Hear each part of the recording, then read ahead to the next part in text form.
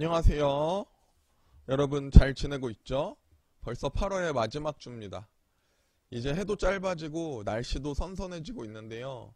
빨리 확진자가 줄고 단계도 내려가서 얼굴 보고 함께 예배드렸으면 좋겠습니다. 그리고 시청하신 분들은 댓글을 꼭 달아주세요. 오늘도 우리는 무엇을 믿는가 영상으로 계속해서 나누도록 하겠습니다. 지난 시간에 이어서 인간 하편으로 계속해서 나누도록 하겠습니다. 지난 시간에는 성경이 말하는 인간에 대해 나눴습니다. 오늘은 이어서 그 인간이 하는 행동에 대해 나누겠습니다. 하나님의 형상으로 창조된 인간입니다. 하나님의 형상을 닮았기 때문에 완전히 자유한 존재로 선택할 수 있는 존재로 창조되었습니다. 그런데 창조된 인간이 하는 행동은 이것입니다. 죄입니다. 그렇게 태초의 인간 아담은 죄를 선택합니다. 이것은 우리를 원죄라고 합니다. 들어본 적이 있죠? 창세기 3장에 나오는 태초의 인간 아담이 선악과를 따먹는 죄를 범합니다. 하나님은 인간에게 자유의지를 주시고 선택권을 주셨는데 인간은 죄를 선택합니다. 이 원죄는 인간이 스스로 하나님처럼 될 수 있다. 내가 통치할 수 있다. 하나님의 명령인 생육, 번성, 충만을 내가 주관하겠다. 라고 생각하는 이 교만의 범죄입니다. 그 죄에 대해 하나님의 처벌은 바로 죽음, 사망입니다. 생명을 주관하고자 하는 인간에게 주시는 하나님의 처벌은 죽음입니다. 이 원죄는 아담에서부터 지금까지 우리에게 이어집니다. 이게 원죄입니다. 이것으로 인해 하나님의 형상으로 사랑의 형상으로 지음받은 인간에게 많은 것이 달라집니다. 이 원죄에 대해 알아보겠습니다. 먼저 전적 부패입니다. 원죄 이후 인간은 전적으로 부패했습니다. 인간에게서는 그 어떤 선한 것이 나올 수가 없습니다. 인간 속에는 하나님의 의에 대해 자랑할 만한 것이 하나도 없습니다. 누가 봐도 죄인입니다. 내가 봐도 죄인이고요. 하나님 보시기에도 죄인입니다. 물에 잉크를 떨어뜨리면 어느 부분은 깨끗하다 말할 수 없습니다. 물 전체가 오염되었습니다. 전적으로 타락했습니다. 성경 구절을 읽어보겠습니다. 창세기 6장 5절입니다. 여호와께서 사람의 죄악이 세상에 가득함과 그의 마음으로 생각하는 모든 계획이 항상 악할 뿐임을 보시고, 네, 이게 전적 부패입니다. 다음입니다.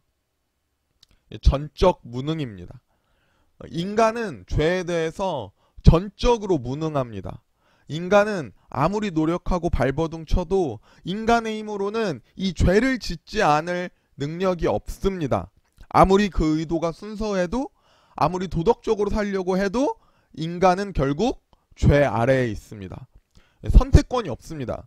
인간이 선택할 수 있는 것은 결국 죄뿐입니다. 인간은 전적으로 무능합니다. 성경 구절 읽어보겠습니다. 기록된 바 의인은 없나니 하나도 없으며 깨닫는 자도 없고 하나님을 찾는 자도 없고 다 치우쳐 함께 무익하게 되고 선을 행하는 자는 없으니 하나도 없도다. 네, 이게 전적 무능입니다. 이 원죄로 인해 인간의 지의 정이 부패하고 타락하고 무능한 상태입니다. 우리 자세히 함께 보겠습니다. 먼저 지혜입니다. 이제 인간은 하나님을 알 수 없습니다. 아주 모르거나 올바로 알지 못해요. 당연히 하나님의 뜻도 알지 못합니다. 그리고 그들은 스스로 하나님을 알 수 있는 능력이 없습니다. 결국 불신앙입니다. 창세기 3장 우리 3절부터 5절까지입니다. 동산 중앙에 있는 나무의 열매는 하나님의 말씀에 너희는 먹지도 말고 만지지도 말라 너희가 죽을까 하노라 하였느니라. 뱀이 여자에게 이르되 너희가 결코 죽지 아니하리라. 너희가 그것을 먹는 날에는 너희 눈이 밝아져 하나님과 같이 되어 선악을 알 줄 하나님이 아심이라. 뭐라고 하냐면 죽을까 하노라. 너희가 결코 죽지 아니하리라. 하나님이 아심이라. 이렇게 말하죠. 유혹할 때 사탄이 왜곡하는 것이 바로 이 지입니다. 하나님의 존재에 대해서, 하나님의 말씀에 대해서, 또 하나님의 약속에 대해서 왜곡합니다. 잘못 알게 하는 거죠. 다음 의입니다. 인간의 의는 교만한 상태가 됩니다. 원죄후 인간의 모든 행동은 그래서 다 죄예요. 죄가 아닌 것이 하나도 없습니다. 우리 사사기 21장 25절입니다. 그때 이스라엘의 왕이 없으므로 사람이 각기 자기의 소견에 옳은 대로 행하였더라. 이게 타락한 인간의 의입니다. 의지할 때 의예요. 여기서 우리 자유의지에 대해서 함께 생각해 보겠습니다. 범죄한 인간에게는 자유의지가 없습니다. 선택권이 없어요. 왜냐? 전적 부패, 전적 무능의 상태니까요. 이게 프리윌이잖아요. 프리윌. 이 프리윌은요, 부패성, 이 원죄에서 자유하다는 걸 뜻해요. 이 아담과 하와가 선악과를 따먹기 전에는 이 의지가 자유한 상태입니다. 그러니까 프리윌이에요. 하지만 먹은 후에는 자유가 없어요. 선택의 여지가 없어요. 죄밖에 선택할 수 없는 존재입니다. 그러니까 우리는 흔히 착각할 수도 있어요. 우리 교회에 나갈까 말까? 왼쪽으로 갈까? 오른쪽으로 갈까? 내가 선택할 수 있으니까 자유가 있는 거 아니야? 이렇게 착각할 수도 있습니다. 그런데 이건 리버티 오브 초이스, 선택의 자유입니다. 프리윌, 자유의지가 아닙니다. 원죄 이후 인간에게는 자유가 없어요. 그런데 때때로 하나님께서 우리의 자유의지를 회복시키시는데 그것이 어떻게 나타나느냐? 양심으로 나타납니다. 양심의 가책으로 나타나요. 그리고 그것을 통해 우리를 그리스도께로 이끄십니다.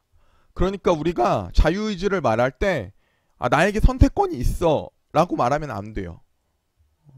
이미 우리는 죄를 선택하고 있잖아요. 네, 전적으로 무능합니다. 전적으로 죄밖에 선택할 수 없어요. 우리는 은혜가 필요한 존재입니다. 정의입니다. 본래 인간은 하나님을 사랑하고 이웃을 사랑하는 존재로 창조되었습니다. 이게 하나님의 형상이었으니까요. 그런데 모두 상실합니다. 이제 자기 사랑, 세상 사랑으로 변합니다. 성경 구절을 읽어보겠습니다. 요한이서 2장 16절입니다. 이는 세상에 있는 모든 것이 육신의 정욕과 안목의 정욕과 이생의 자랑이니 다 아버지께로부터 온 것이 아니요 세상으로부터 온 것이라. 이제 인간은 육신의 쾌락, 눈의 쾌락, 남들에게 하는 자랑으로 사는 자들이 됩니다. 이 구절이 원죄 이후 인간의 상태를 설명하는 대표적인 구절이에요. 원죄 후 인간에게는 소망이 없습니다. 그렇죠. 전적으로 부패했고 전적으로 무능하니까요. 그러므로 우리에게는 예수님이 필요합니다. 로마서 5장 15절입니다. 그러나 이 은사는 그 범죄와 같지 아니하니 곧 한 사람의 범죄를 인하여 많은 사람이 죽었은즉 더욱 하나님의 은혜와 또한 한 사람 예수 그리스도의 은혜로 말미암은 선물은 많은 사람에게 넘쳤느니라. 아멘. 우리 고린도전서 15장 22절입니다. 아담 안에서 모든 사람이 죽은 것 같이 그리스도 안에서 모든 사람이 삶을 얻으리라. 아멘. 이 원죄 때문에 죽을 수밖에 없는 우리에게 예수님이 새 생명을 주십니다. 우리의 영혼에 빛을 비춰주셔서 하나님을 온전히 알게 하시고 자유하게 하시고 다시 온전히 사랑하는 자로 회복시키십니다. 우리가 잃었던 하나님의 형상을 회복시키십니다. 우리가 구원을 말하잖아요. 구원은 우리가 죽어서 천국에 가는 것만 구원이 아니라 우리가 잃어버렸던 하나님의 형상을 온전히 다시 회복하는 것이 바로 구원입니다. 이것이 예수님을 통한 구원이에요. 오늘은 여기까지입니다. 우리 다음 시간에 만나겠습니다.